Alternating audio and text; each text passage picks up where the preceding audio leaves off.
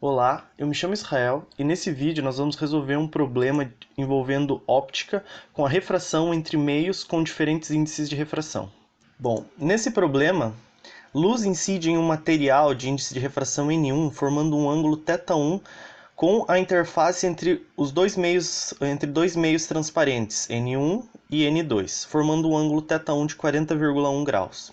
Parte da luz incidente, ela reflete e escapa para o ar, formando o ângulo θ5 com a normal novamente desse material.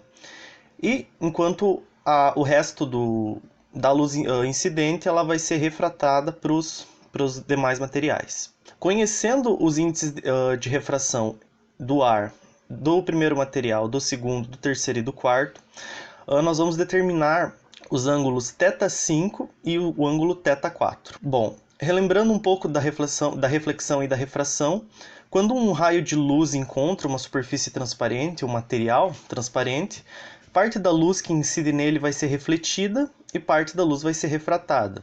O ângulo de reflexão dessa luz ele vai ser igual ao ângulo de incidência. Então, o ângulo que a luz forma com a normal quando ele incide no material vai ser o mesmo, o qual a luz vai ser refletida. Já o ângulo de refração, ele vai estar relacionado a esse ângulo de incidência pela lei de Snell, que vai nos dar o ângulo de refração através da proporção entre os índices de refração dos dois meios. Bom, para o θ5, nós vamos olhar só para o primeiro material, para o N1 e para o ar.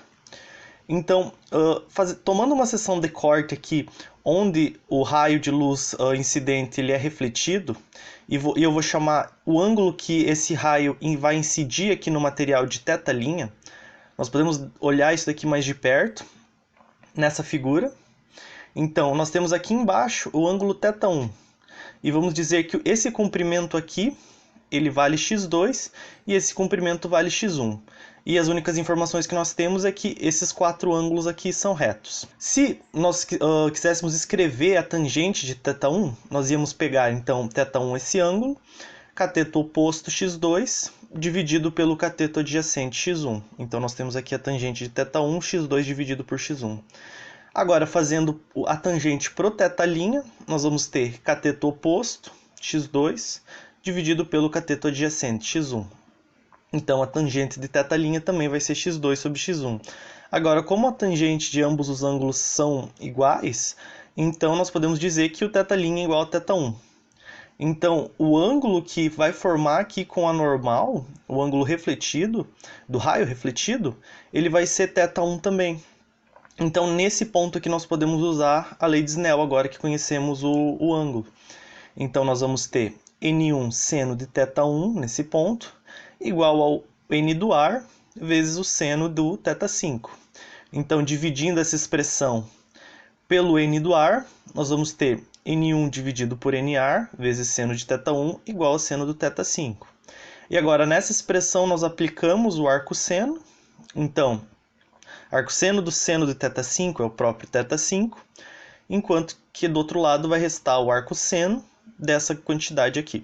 O seno de 40,1 é 0,644, enquanto que a razão de N1 por N do ar, lembrando que o N do ar vale aproximadamente 1 e o N1 vale 1,3, então nós temos 1,3 dividido por 1, que é igual a 1,3. Tomando esse produto, então, da razão dos índices com o seno do θ1, nós vamos chegar que essa quantidade vale 0,837. Tomando então o arcosseno dessa quantidade, nós conseguimos chegar no θ5 e ele vale 56,86 graus. Para o θ4 nós vamos precisar olhar as refrações nas outras interfaces dos outros materiais. Então a primeira que nós vamos olhar vai ser nesse ponto entre a interface 1 com a interface 2.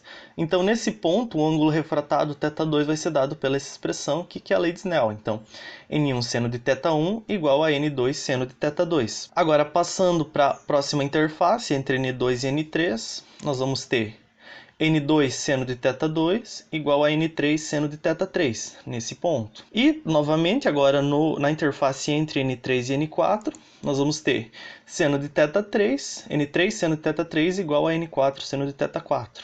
Nós conhecemos os índices de refração e o ângulo θ1, e nós queremos determinar o ângulo θ4. Agora, se o N1 seno de θ1 é igual ao N2 seno de θ2 e o N2 é igual ao N3, então nós podemos dizer que o N1 seno de θ1 vai ser igual ao N3 seno de θ3. E, consequentemente, como N3 é igual ao N4, nós podemos dizer que N1 seno de θ1 é igual a N4 seno de θ4.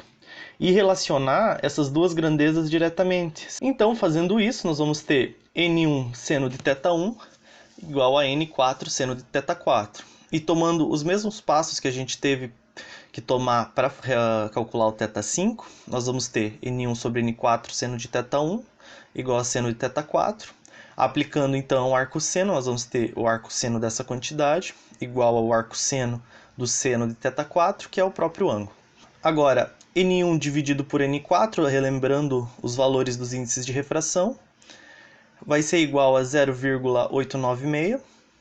E o seno de θ1, seno de 40,1 graus, é 0,644. Tomando o produto entre eles, vai resultar em 0,577. E tomando então o arcosseno dessa quantidade, nós vamos encontrar que o θ4 ele vai valer 35,2 graus. Então, recapitulando o que foi visto nesse problema, nós temos que quando a luz incide em um meio transparente, ou melhor, na interface entre dois meios transparentes, nós vamos ter que parte da luz vai ser refletida no próprio meio, formando um ângulo igual ao ângulo de incidência, então nesse caso aqui o ângulo formado é θ1, e parte da luz vai ser refratada. E essa parte da luz refratada vai estar, o ângulo que ela vai sair aqui da interface, ela vai estar relacionada com o ângulo de incidência pela lei de Snell.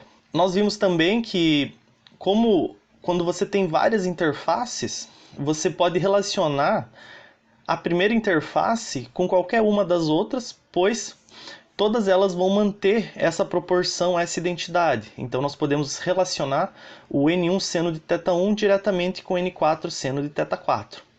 E fazendo isso a gente conseguiu determinar o ângulo de refração da luz que reflete e sai na interface com o ar, que foi 56,86, e a luz que, após ser refratada 3 vezes, forma um ângulo de 35,2 graus com a última interface. Bom, por esse problema seria isso. Muito obrigado por assistir e até a próxima.